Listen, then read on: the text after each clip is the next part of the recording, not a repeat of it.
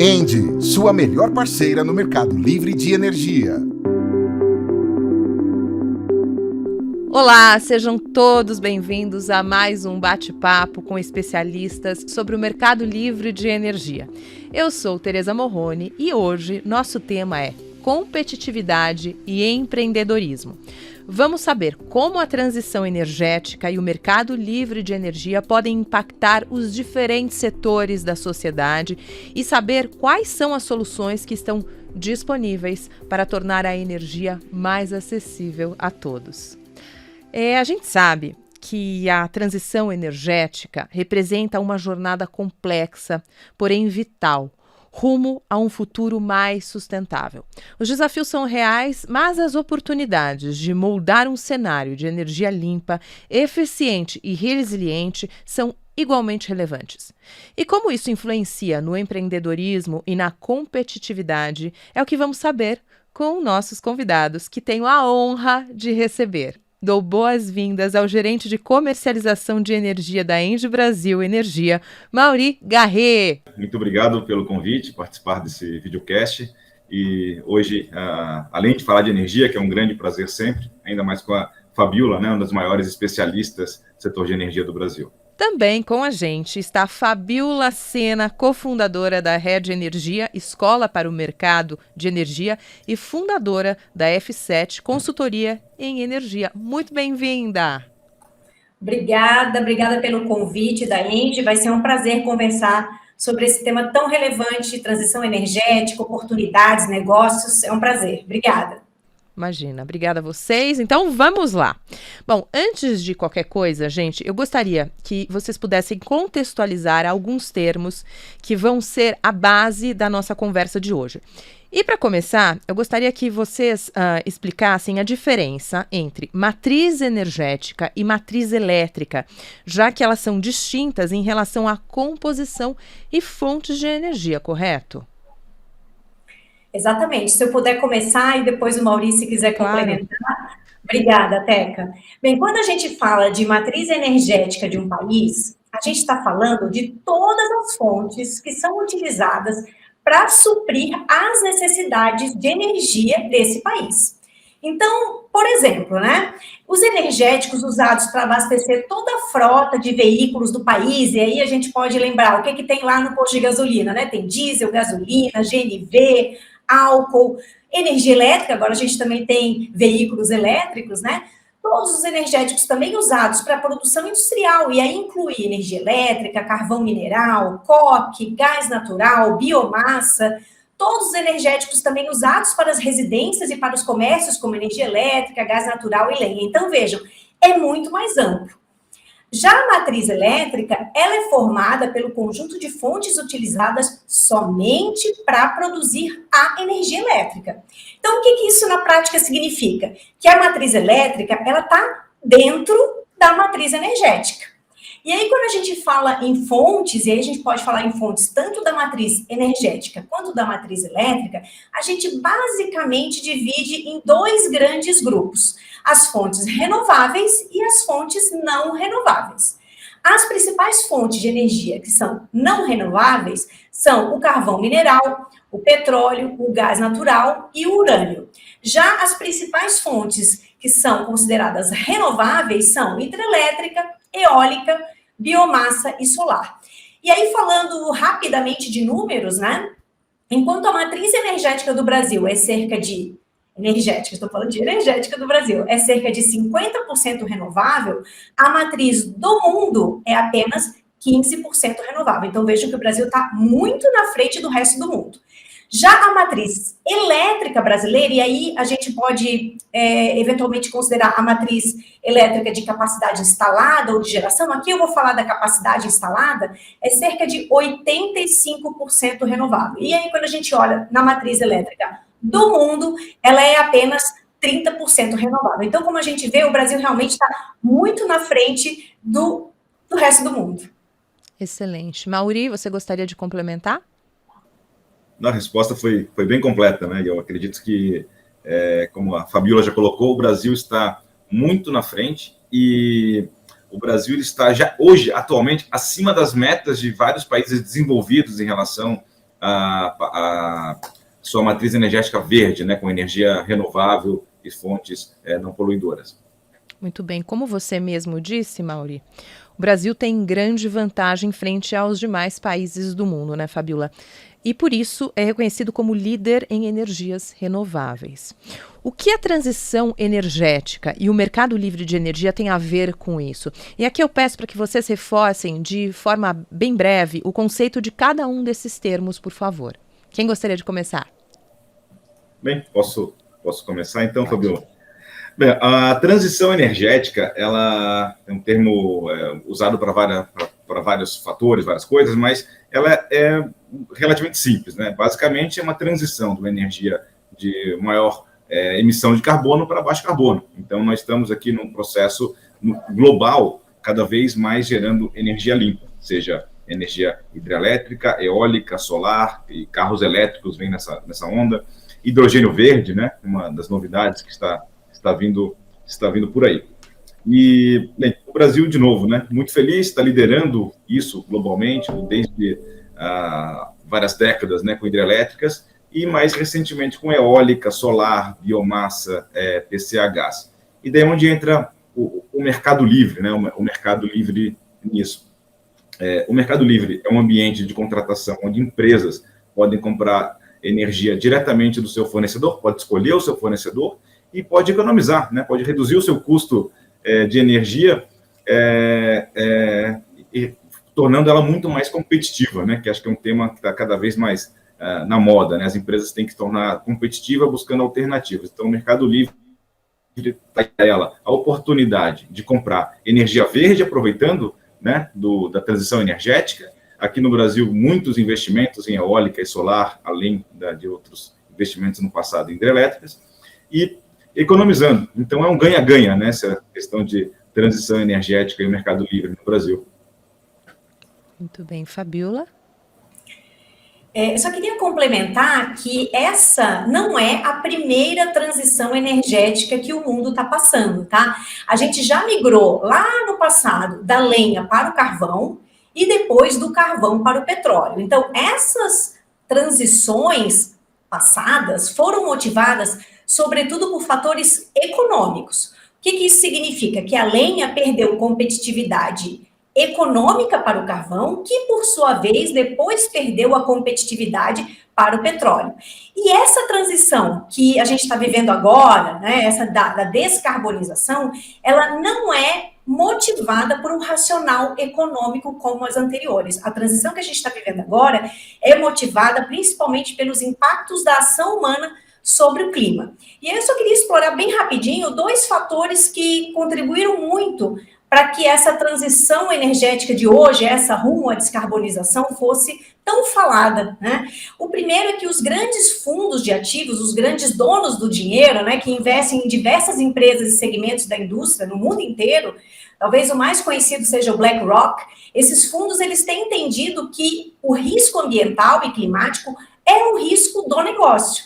E como a perenidade dos negócios depende de gerenciar riscos, e esse risco é um risco importante, os fundos eles têm priorizado a sua estratégia de investimentos em empresas com olhar para a descarbonização. Então, isso é totalmente alinhado com o que o Mauri falou sobre o interesse também do Mercado Livre em se descarbonizar, né?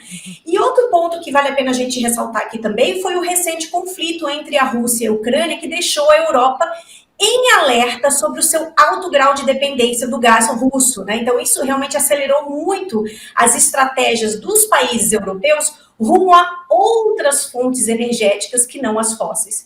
Então, é isso, né? A matriz energética da Europa com uma forte dependência do gás natural, então a busca é depender, na verdade, de outros energéticos que não tenham um componente geopolítico tão importante. Excelente, muito obrigada, inclusive, pelo seu panorama histórico. Muito obrigada. Agora, Fabiola, com toda a sua experiência no setor de energia, você acredita que existam peculiaridades brasileiras quando se fala em assuntos regulatórios que tenham possibilitado ao Brasil alcançar justamente essa liderança?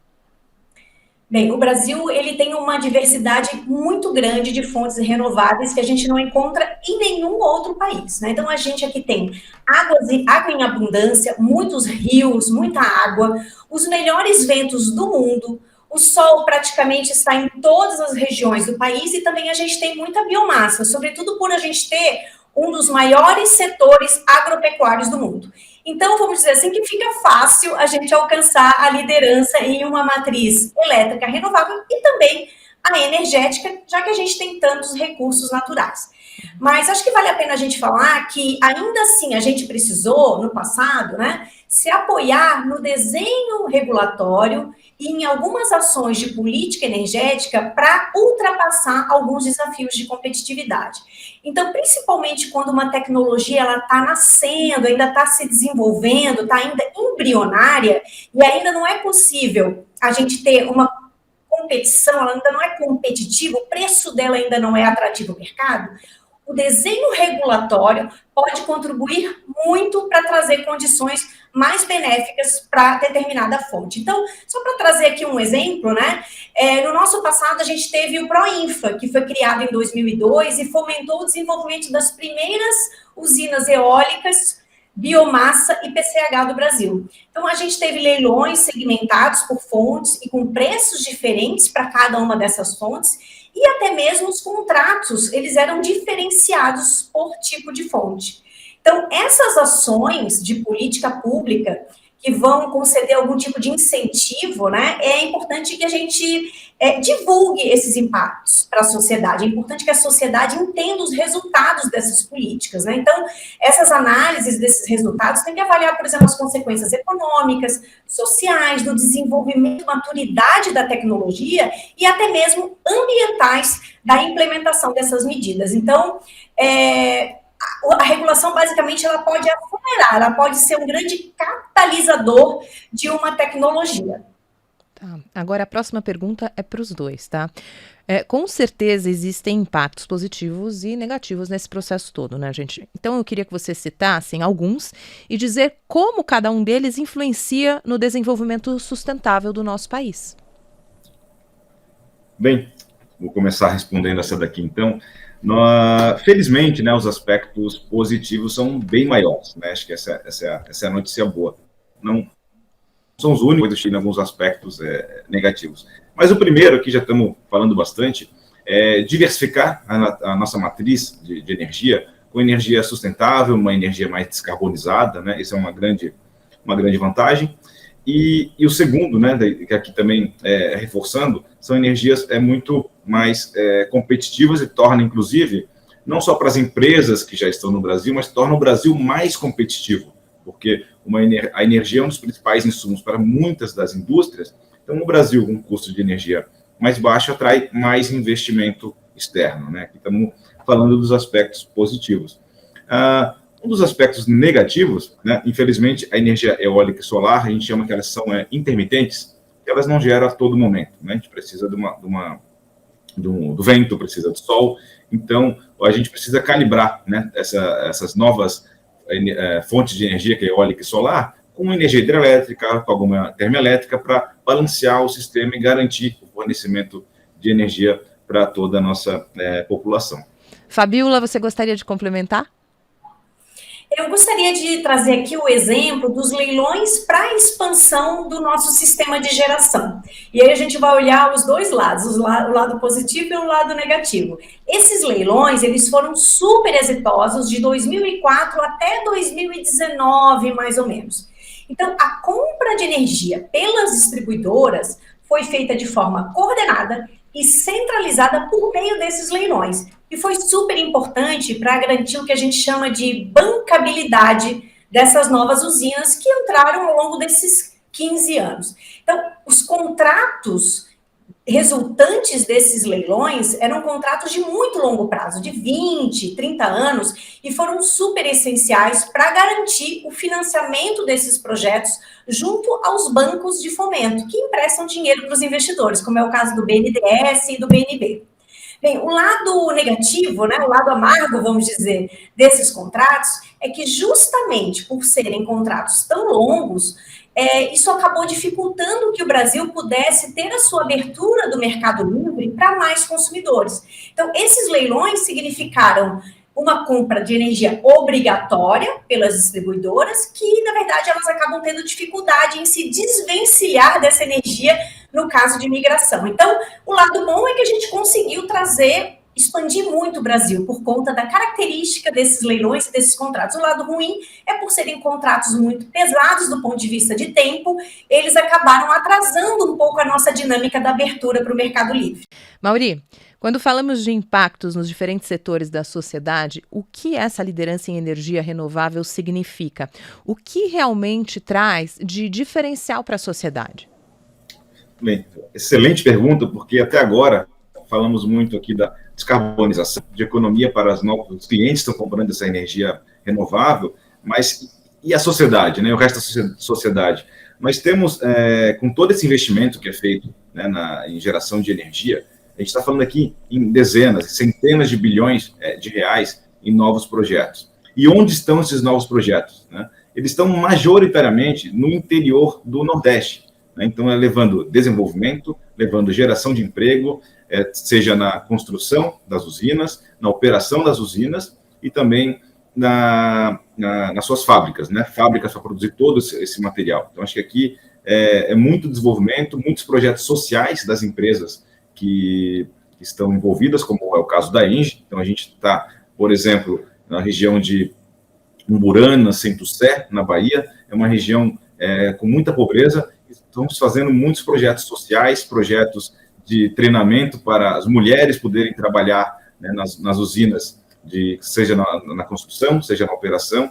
Então, acho que aqui é um fator que ajuda muito a sociedade, esse desenvolvimento de energia renovável. Que assim seja, né? Fabiola, agora eu vou levantar alguns pontos que trazem o lado mais desafiador disso tudo, né? Tarifas, encargos e custos associados. Vocês dois teriam um modo mais simples de explicar para a gente o porquê e se realmente tem necessidade dessa complexidade toda?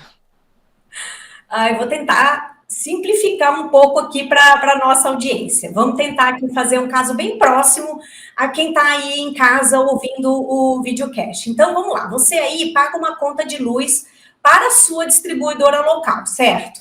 Muito bem. Essa conta, ela é calculada com base em uma tarifa regulada. O que isso significa? Significa que a agência reguladora, a ANEEL, é quem estabelece o valor dessa tarifa.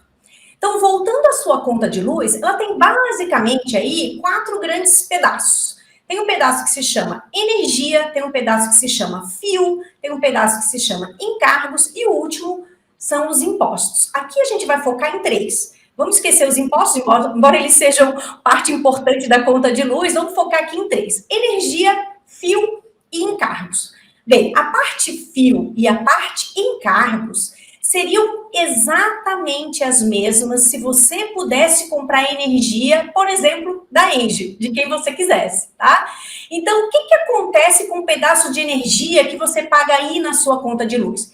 Esse pedacinho energia aí, ele é inteiramente repassado pela distribuidora para pagar aqueles leilões que eu falei ainda há pouco. Lembra aqueles que eu falei dos contratos de 20, 30 anos? Então, é isso. Então, basicamente, esse seu pedacinho ali de energia é para remunerar essa obrigatoriedade da distribuidora de comprar energia em seu nome. Então, o que vai mudar quando você puder optar pelo seu fornecedor de energia? Por exemplo, comprar energia da ENGIE.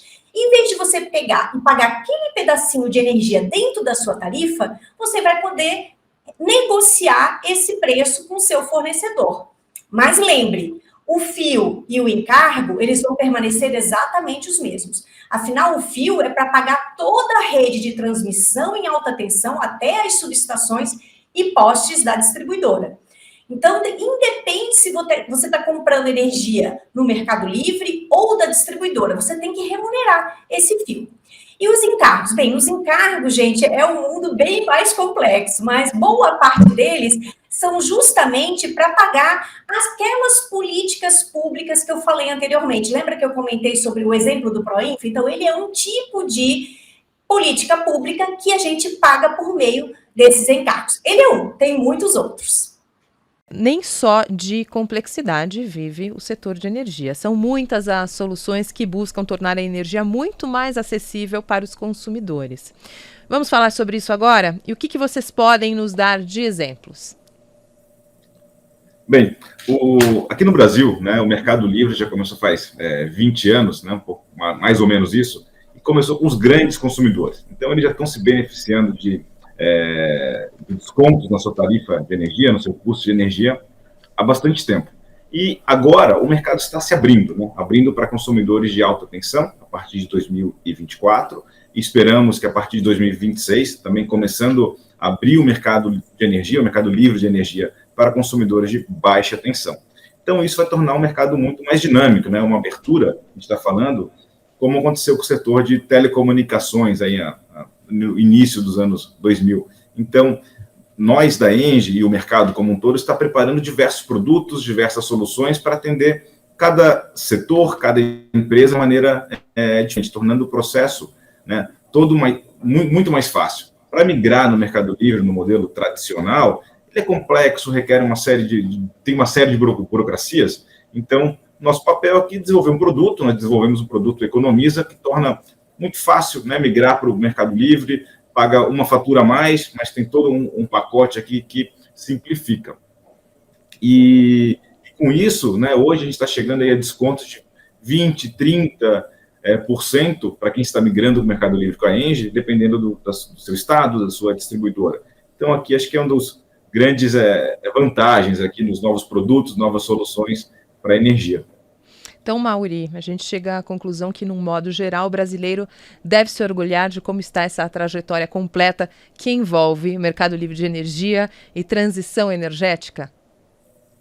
Com certeza. O brasileiro tem que se orgulhar, primeiro, né, que o Brasil é um dos países que tem energia mais limpa, né, tem energia renovável, tem feito muitos investimentos, né, no setor de energia e proporcionando também uma economia, né? Ou seja, a gente está investindo com escala, proporcionando economia para os nossos consumidores, que no final resulta em mais investimento, maior competitividade para as empresas e redução de custo para toda a população.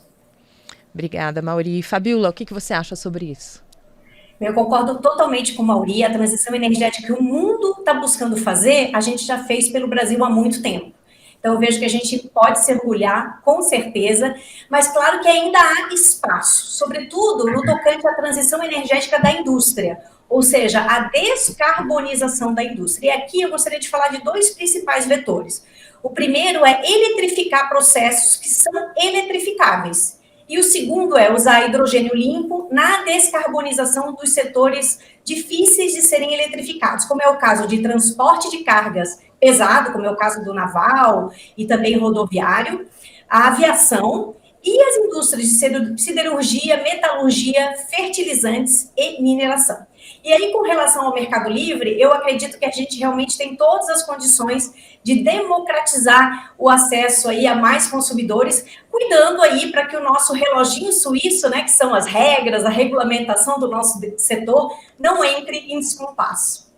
Muito bem. Infelizmente, o nosso bate-papo está chegando ao fim e eu agradeço demais a participação dos nossos convidados, Mauri Garret e Fabiola Sena.